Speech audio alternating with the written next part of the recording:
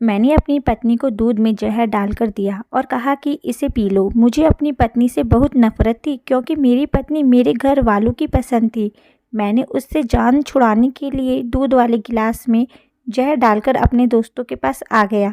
अब मैं उसकी मौत की खबर सुनने के लिए बेचैन था कि तभी अचानक मेरी माँ का फ़ोन आया। उन्होंने बताया कि बेटा बहू की आखिरी सांसें चल रही हैं, तुम जल्दी घर आ जाओ, वो तुम्हें कुछ बताना चाहती है। मैं दौड़ता हुआ घर पहुंचा तो मेरी पत्नी ने मरते हुए मुझे एक ऐसी बात बताई, मेरी रूह कांप गई। मेरी पत्नी ने आज मेरी शादी को तीसरा दिन था और मुझे ऐसा लग रहा था जैसे मेरे उजड़ने का यह तीसरा दिन हो। मुझे इस शादी से बिल्कुल भी खुशी नहीं थी। मुझे एक एक लम्हा घुटन दे रहा था और तकलीफ से निकलने के लिए मैं शहर वापस जाने के लिए सुबह सवेरे ही उठ गया था।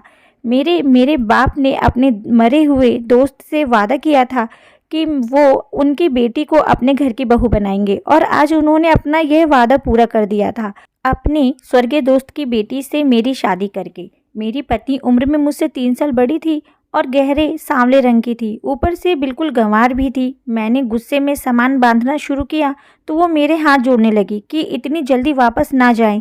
मेरी पत्नी मुझे एक आंख नहीं भाती थी, मुझे उसका बोलना भी जहर लग रहा था। मैं चाहता था कि मेरी पत्नी मेरी आंखों के सामने से कहीं चली जाए जिससे कि मुझे उसका चेहरा नहीं देखना पड़े।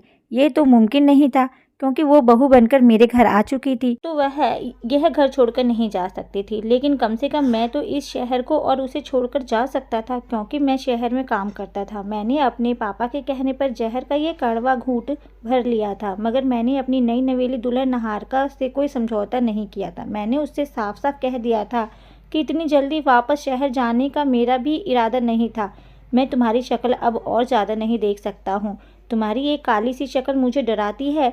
मैंने महसूस किया कि मेरी बात सुनकर वह एकदम से मुरझा गई थी। फिर आंखों में आंसू भरकर बोली, मैं आपके बिना नहीं रह सकती। निहारिका की बात पर मैं उसका मुंह ताकता रह गया था। मुझे मन ही मन हंसी आ रही थी।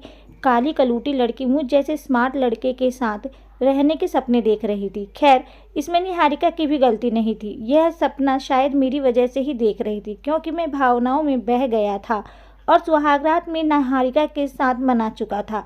मर्द था और खुद पर कंट्रोल नहीं कर पाया और यही मेरी गलती हुई थी। निहारिका की मुझसे उम्मीदें बन गई थी, लेकिन अब मैं आगे और निहारिका को नहीं झेल सकता था। पापा को जब पता चला कि मैं शहर वापस जा रहा हूँ तो वह भी मुझे रोकने के लिए आ गए। उनके सामने मैं सर झुकाकर खड़ा हुआ था और वह मुझे समझा रहे थे कि अभी तुम्हारी शादी को 2 ही दिन हुए हैं और तुम अभी से बहू को छोड़कर जा रहे हो। मैं पापा की बातें सर झुकाए सुन रहा था क्योंकि मैं उनका बहुत ही आज्ञाकारी बेटा था। मेरे पापा मेरी बहुत तारीफ करते थे कि मैं उनकी सारी बातें मानता हूँ और मैं भी नहीं चाहता था कि मेरी वजह से मेरे पापा का दिल दुखे। मैंने पापा से काम का बहाना बनाकर उनसे आज्ञा मांगी और फिर मजबूरन पापा ने मुझे शहर जाने की आज्ञा दे दी। उन्हें अपनी मेहनती बेटे पर गर्व होने लगा। मैं जब घर से निकला तो निहारिका किचन में काम कर रही थी। मैं उसे बताए बगैर ही घर से निकल आया और खुले माहौल में सांस ली। हकीकत तो ये थी कि गांव के माहौल में मेरा दम घुटता था। मुझे तो शहर की रंगीनियां अच्छी लगती थी। चाहता तो मैं अपने पापा की ज़मीनों पर भी काम कर सकता था, लेकिन मुझे गांव में रहकर गांव में काम करना बिल्कुल पसंद नहीं था और मैंने जैसे तैसे करके शहर में काम तलाश कर लिया था और वहीं रहने लगा था। गाँव में तो बस नाम के लिए आता था। जैसे ही मैं बस अड्डे पर पहुंचा, मेरी महंगी कार के पास बॉडीगार्ड आ पहुंचे। मेरा काम ही कुछ ऐसा था कि मुझे सिक्योरिटी की ज़रूरत पड़ती थी। अगर मेरे पापा को यह पता चल जाता कि उनका लाडला इकलौता बेटा क्या काम करता है तो वह बेचारे तो भगवान को ही प्यारे हो जाएंगे। जहाँ तक मेरी पत्नी की बात है तो मुझे उसकी कोई भी परवाह नहीं। पुराने ख्याल वाली हर चमक धमक से दूर पत्नी मुझे चाहिए भी नहीं थी। यहाँ शहर में एक से बढ़कर एक हसीन और दिल फरेब अदाओं वाली लड़कियां मेरी दोस्त थी। तभी तो मुझे गांव की वह सांवली और अनपढ़ लड़की एक आंख नहीं भाई थी। शहर में मेरा एक नाम था, एक पहचान थी। बड़े बड़े स्मगलर्स मेरे आगे पानी भरते थे। मेरे इलाके की तरफ कोई स्मगलर तो क्या, पुलिस भी आंख उठाकर नहीं देख सकती थी। जी हाँ दोस्तों, आप सही समझ रहे हैं। मैं शहर का एक जाना पहचाना और बहुत बड़ा स्मगलर था। निहारिका को भुलाकर मैं अपने काम में बिजी हो चुका था। एक दिन की बात है जब मैं भेष बदलकर कॉलेज की बस में सवार होकर अपना शिकार ढूंढ रहा था। कॉलेज की कच्ची उम्र की लड़कियों लड़कों को मैं अपने काम में फंसाने आया था। इस उम्र में हर एक की चाहत होती है कि वह आगे बढ़कर खूब पैसे कमाए और अपने माता पिता का सहारा बने। मैं उन लड़के लड़कियों को अच्छे खासे पैसे ऑफर करता तो बहुत से नौजवान मेरे चेले बनकर मेरे बनाए दलदल में फंस गए थे। मैं बस में सवार था जब एक लड़की मेरे सीट के पास आकर खड़ी हो गई। वह हर चीज़ से बेपरवाह अच्छी खासी अकड़ वाली लड़की थी। उसका बैग भी काफ़ी पुराना सा था, उसके जूते भी फटे पुराने थे। उसे लड़की का हुलिया उसकी गरीबी की दास्तान चीख चीख कर सुना रहा था, लेकिन थी सुंदर। मुझे नया शिकार मिल चुका था। मुझे मालूम था कि इस जैसी लड़कियों को फंसाना बहुत आसान होता है। ऐसी लड़कियां गरीबी से जान छुड़ाने के लिए किसी भी हद तक जा सकती है। मैं अपनी सीट से उठा और उससे बोला कि तुम इस सीट पर आकर बैठ जाओ, तो वह गुस्से से भड़क उठी और मुझे घूरने लगी। कहने लगी, क्या है कि मैं तुम जैसे लफंगों को खूब समझती हूँ। लड़कियों से बात करने का नया बहाना चाहिए तुम्हें। बस लड़की को सीट ऑफर कर दो और उससे बातचीत शुरू कर दी। यह तरीका पुराना हो चुका है। मैं तुम जैसे लड़कों के सारे हथकंडे जानती हूँ। मुझे उसकी यह हिम्मत भी अच्छी लगी थी। मुझे मालूम हो गया था कि यह मेरे लिए बहुत ही काम की साबित होगी। मेरे सामने एकदम मेरी डरपोक सी पत्नी का चेहरा घूम गया था और उसका चेहरा याद आते ही मेरा मुंह कड़वा हो गया था। उस दिन के बाद मैं हर रोज बस में सवार होता, उस लड़की से बात करने का कोई ना कोई बहाना तलाश करता रहता। मैं अपने खास लोगों को उसकी जासूसी पर लगा रखा था। अगले ही दिन मुझे उसकी पूरी जानकारी मिल चुकी थी। वह बहुत ही गरीब लोग थे, 2 कमरे के मकान में रहते थे। बूढ़े माँ बाप की वह इकलौती बेटी थी। उस लड़की का नाम अंशिका था। अंशिका की कॉलेज का भी मैंने पता लगवा लिया था। मैं कुछ दिन जानबूझकर बस में नहीं बैठा। मुझे सब कुछ खाली खाली सा महसूस होने लगा था और मैं अपनी इस हालत से बेखबर था। अगले ही दिन मैं उसके प्रिंसिपल के ऑफिस में बैठा था। उसके प्रिंसिपल को कह दिया था कि अंशिका के पल पल की रिपोर्ट मुझे चाहिए। प्रिंसिपल का गुस्सा और अकड़ तो मेरे साथ खड़े बड़ी बड़ी मूंछों वाले बॉडीगार्ड को देखकर ही खत्म हो गया था। उसने मुझसे मेरा नंबर मांगा। नंबर लिखकर मैं वहां से उठा, लेकिन ना जाने क्यों मेरा दिल बार बार उसे लड़की को देखने को करने लगा था। अगले कुछ दिन बहुत ही बिजी निकले थे। मैं अंशिका को नहीं देख पाया था, मगर उसका ख्याल बार बार मुझे तंग करता था। एक दिन अचानक अंशिका के प्रिंसिपल का कॉल आया। उसने बताया कि अंशिका की शादी हो रही है। मेरा दिल गुस्से से भरा था। परसों अंशिका की विदाई भी थी। वह प्रिंसिपल से छुट्टी मांगने आई थी। तभी उसने फौरन मुझे कॉल करके बता दिया था। मैं गम और गुस्से के अजीब से दोराहे पर खड़ा था। मुझे समझ नहीं आ रहा था कि मैं क्या करूं। तब अचानक मुझ पर यह बात खुली थी कि मैं अंशिका से मोहब्बत कर बैठा हूं। मुझे अपनी इस हालत पर खूब हंसी आई थी और फिर उसके फेरों से ठीक पहले मैंने अपने एक भरोसे के आदमी को भिजवा कर अंशिका को उसके घर से उठवा लिया था और उसे अपने फार्म हाउस में बंद करवा दिया था। मैंने अपने आदमियों को सख्ती से ऑर्डर कर रखे थे कि इस लड़की को किसी भी तरह की कोई परेशानी नहीं होनी चाहिए। उसकी इज्जत की सुरक्षा करना मेरी जिम्मेदारी थी और मैं उस पर आंच भी नहीं आने देने चाहता था। मेरा दिल अंशिका को देखने के लिए मचल रहा था, मगर मैं बड़ी मुश्किल से खुद को रोक रखा था। एक दिन और एक रात अपने फार्म हाउस पर रखकर उसे सुरक्षित उसके घर पहुंचा दिया था। वो जैसे मासूम मेरे फार्म हाउस पर आई थी, वैसे ही मासूम और पवित्र अपने घर वापस चली गई थी। मेरी जानकारी में यह बात आ चुकी थी कि अंशिका के मंगेतर ने यह कहकर रिश्ता खत्म कर दिया है कि तुम एक दिन और एक रात बाहर रहकर आई हो। मुझे क्या मालूम तुम्हारा साथ क्या हुआ है। क्या पता तुम अपनी मर्जी से ही घर से भागी हो। मैं ऐसे चरित्रहीन लड़की के साथ शादी नहीं कर सकता। सब कुछ मेरे योजना के अनुसार जा रहा था। मैं यही तो चाहता था कि अंशिका की शादी टूट जाए। यह भी सुनने में आया था कि उस दिन के बाद से अंशिका बहुत ही उदास रहने लगी थी। वह पूरा पूरा दिन रोती रहती और उसके बूढ़े माँ बाप अपनी बेटी की हालत देखकर कुढ़ते रहते थे। जो मैं चाहता था वही हो रहा था और किसी को कानो कान खबर भी नहीं हुई थी कि इसके पीछे किसका हाथ है। सांप भी मर गया, लाठी भी नहीं टूटी। अब मुझे आगे ये करना था कि अंशिका के दिल में अपनी जगह बनानी थी। मैं हर काम बड़ी प्लान के साथ कर रहा था और ये भी मेरी पुरानी आदत थी, और तभी तो आज तक मुझे पुलिस गिरफ्तार नहीं कर पाई थी। पुलिस को मुझ पर शक था, मगर वो मेरे खिलाफ सबूत ढूंढने में नाकाम थी। खैर, मैं अंशिका की गली में जाकर खड़ा हो जाता था। मैंने बड़ी चालाकी से अंशिका के बाप के साथ संबंध बना लिए थे। सीधा साधा आदमी था, उससे बातचीत करना और संबंध बढ़ाना कोई मुश्किल काम नहीं था। जब अंशिका के पिता से मेरी बातचीत होने लगी थी तो उन्होंने ही मुझे बताया था कि अंशिका का मंगेतर ही घर के सारे खर्च करता था। घर का चूल्हा इस लड़के के दम से चलता था। अब तो भूखे रहने की नौबत पहुंच गई है। मैंने उसके पिता के घर राशन डलवा दिया। अंशिका के पिता ने बहुत मना किया, मगर मैंने भी कह दिया कि मुझे अपना ही बेटा समझे, और इस तरह अंशिका के पिता से जान पहचान करके अब मैं उनके घर तक भी पहुंच चुका था। मैं अंशिका के घर पर खूब पैसा लौटा रहा था। अंशिका ने मुझे पहचान लिया था और वो मुझसे बात भी नहीं करती थी, लेकिन मैं पीछे हटने वाला नहीं था। कभी उसके बूढ़े बाप को दवा दिलाने डॉक्टर के पास ले जाता तो कभी उसके घर जरूरी सामान लाकर रख देता और मेरी इन्हीं मेहरबानियों की वजह से अंशिका का दिल मेरी तरफ धीरे धीरे नरम पड़ने लगा था। एक दिन उसने मुझे रोककर माफ़ी मांग ली, लेकिन मैंने कहा कि इंसान को गलतफहमी हो ही जाती है, इसीलिए परेशान होने की ज़रूरत नहीं। उस दिन के बाद मैं जब भी उसके घर जाता तो वो मेरे लिए खुद अपने हाथ से चाय बनाकर लाती। इस तरह धीरे धीरे हम दोनों में दोस्ती हो गई थी। कभी कभी हम घूमने के लिए बाहर पार्क वगैरह में भी चले जाया करते थे, तो कभी महंगे होटलों में मैं उसे खाना खिला रहा होता था। दुनिया जहाँ की चीज़ उसके कदमों में डाल देता और ऐसा करने पर मुझे बिल्कुल भी अफसोस नहीं होता था, बल्कि मेरे दिल को बहुत ही सुकून मिलता था। अंशिका की सुंदरता का तो मैं दीवाना हो चुका था। मेरे द्वारा दिए गए महंगे कपड़े और ज्वेलरी से उसकी सुंदरता और भी ज़्यादा निखर गई थी। अंशिका का झुकाव भी मेरी ही तरफ था। छुपे शब्दों में मैं उसे अपनी मोहब्बत का इजहार भी कर चुका था और वह दिन मेरी ज़िंदगी का सबसे खूबसूरत दिन था जब मैंने अंशिका के बाप से उसका रिश्ता मांगा था। और अंशिका के बाप को भी इस रिश्ते से कोई इनकार नहीं था, बल्कि वह तो खुशी से पागल हो गए थे। अंशिका ने भी हाँ कर दी थी, मगर न जानी कहाँ से उसको मेरी शादी की खबर हो गई। वह सारा दिन रोती रही। उसके आंसू देखकर मेरा तो कलेजा ही फटा जा रहा था।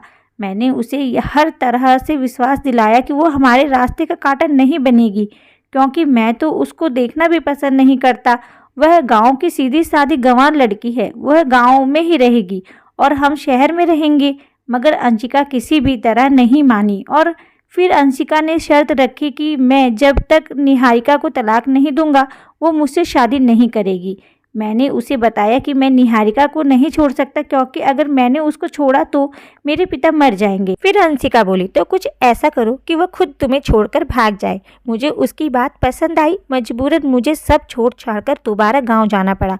पापा निहारिका मेरे आने पर बहुत खुश थे, लेकिन मेरा रवैया निहारिका के साथ बहुत ही कठोर था।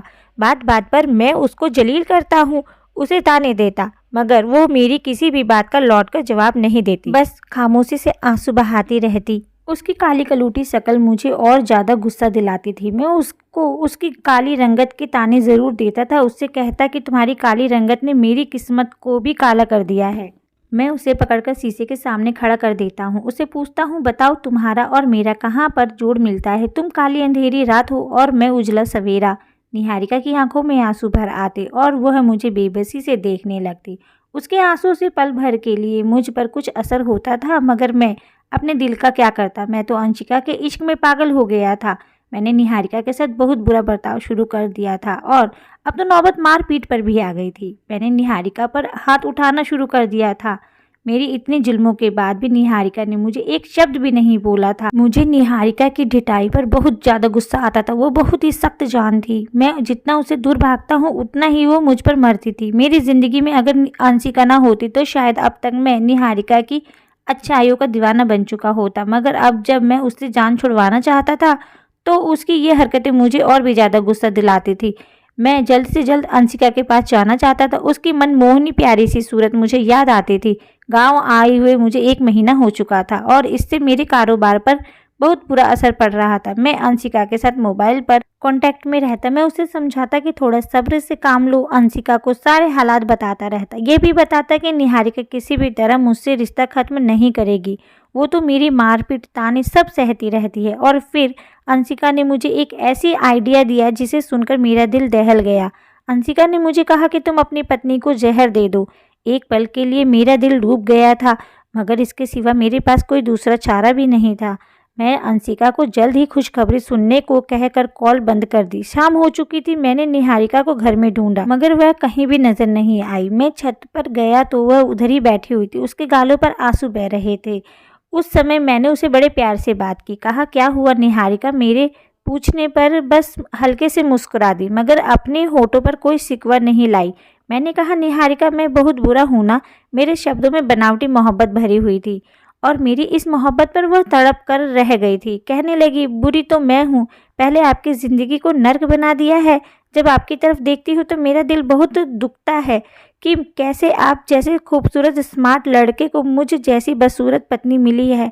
आप कहाँ बुरे हैं, बुरी तो मैं हूँ। उसकी बातें मुझे एहसास दिला रहे थे कि मैं कितना गिरा हुआ इंसान हूँ, मगर वो कहते हैं ना कि जिसकी सूरत काली होती है उसका दिल बहुत ही साफ होता है।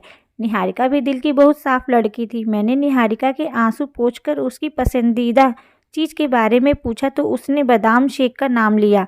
मैं मुस्कुरा दिया था। एक पल को मेरा दिल चाहा कि समय ठहर जाए, मुझे उस मासूम लड़की की जान ना लेनी पड़े, मगर फिर अंशिका का चेहरा मेरी आंखों के सामने घूम गया। मैं अंशिका के बिना नहीं रह सकता था और अंशिका को पाने के लिए मुझे यह कड़वा घूंट पीना ही पड़ेगा। मैं कुछ देर उसके पास बैठने के बाद बाहर जूस कॉर्नर पर आ गया। वहां से मैं निहारिका के लिए बादाम शेक पैक करवाया और फिर एक दुकान पर चला आया। वहां से मैंने खेत में डालने वाली जहरीली स्प्रे दूध पर छिड़क दी। ऐसा करते समय मेरे हाथ थर-थर कांप रहे थे। मैं पसीने से भीग चुका था, मगर उस दिन शैतान ने मेरी एक न चलने दी। वह मुझ पर बुरी तरह हावी हो चुका था। मैं घर की तरफ चल दिया। मेरे अंदर हर तरह के एहसास खत्म हो चुके थे। मैंने झूठी मोहब्बत जताकर वह बादाम शेक निहारिका के सामने रखा और कहा कि इसे पी लो। मेरे सामने ही उसने दूध का गिलास पी लिया। जब मुझे विश्वास हो गया कि इतना जहरीला दूध से वह मर जाएगी, तो मैं भी उठ गया। मेरा सामान तो पहले ही पैक था। मैंने निहारिका को बाय बोला और खुशी खुशी शहर की तरफ निकल पड़ा। मैं बहुत रिलैक्स था। मेरी खुशियों के बीच जो सबसे बड़ा कांटा था वह अब निकल जाएगा, मगर न जाने क्यों मैं जैसे जैसे शहर की तरफ बढ़ रहा था मेरा दिल बैठा जा रहा था। मैं अंशिका को कॉल करके अपने आने के बारे में बता दिया था, लेकिन उसके घर पहुंचकर मैंने उसे सरप्राइज देने का सोचा।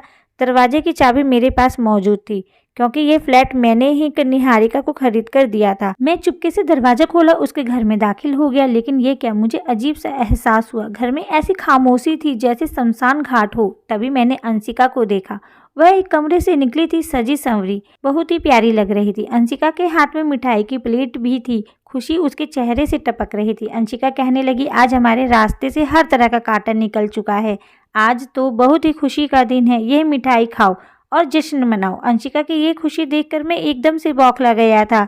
जब से मैंने उसे फ़ोन किया था कि निहारिका को जहर वाला दूध दे दिया है, तभी से वह तैयारी में लगी हुई थी और खुशियां मना रही थी। वह मेरी तरफ मिठाई की प्लेट बढ़ाने लगी और कहने लगी, मुंह तो मीठा करो। पता नहीं क्यों मुझे मिठाई देखकर अजीब सा डर महसूस हो रहा था, मगर अंशिका के बार बार कहने पर मैंने एक टुकड़ा उठाकर खा लिया।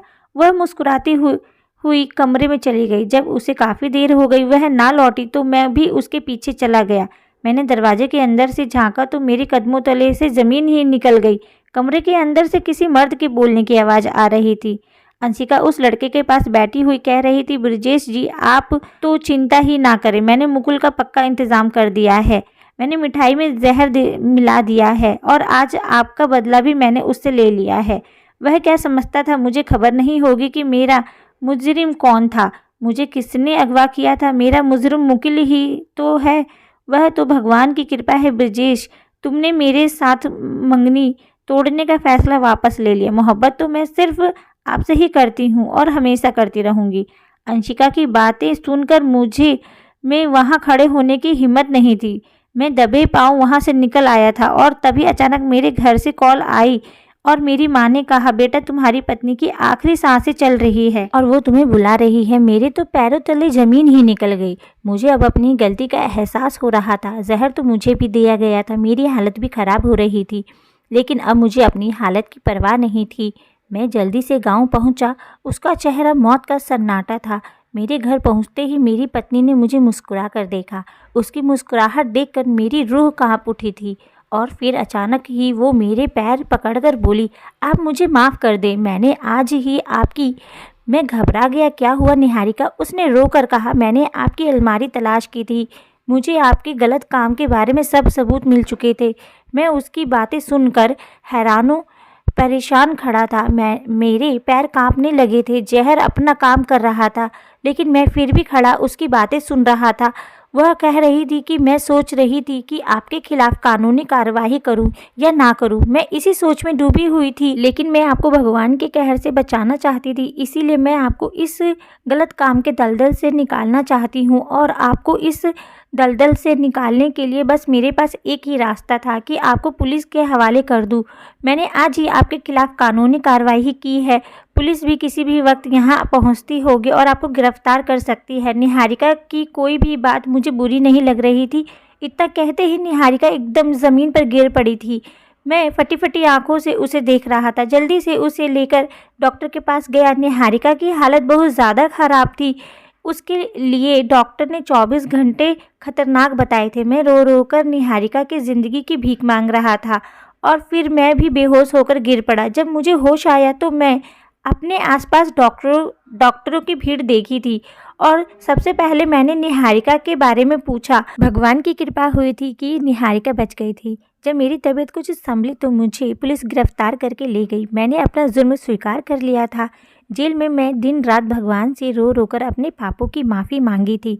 मुझे 5 साल की सज़ा हुई थी। 5 साल के बाद मुझे जेल से रिहाई मिली और जब अपने जुर्म की सज़ा भुगत कर मैं वापस अपने घर जा रहा था तो मेरा दिल घबरा रहा था। ना जाने निहारिका मुझे माफ़ भी करेगी कि नहीं। मैंने अपनी रिहाई की खबर किसी को भी नहीं दी थी। चुपचाप घर पहुंच गया था और बाहर दरवाजे पर ही रुक गया।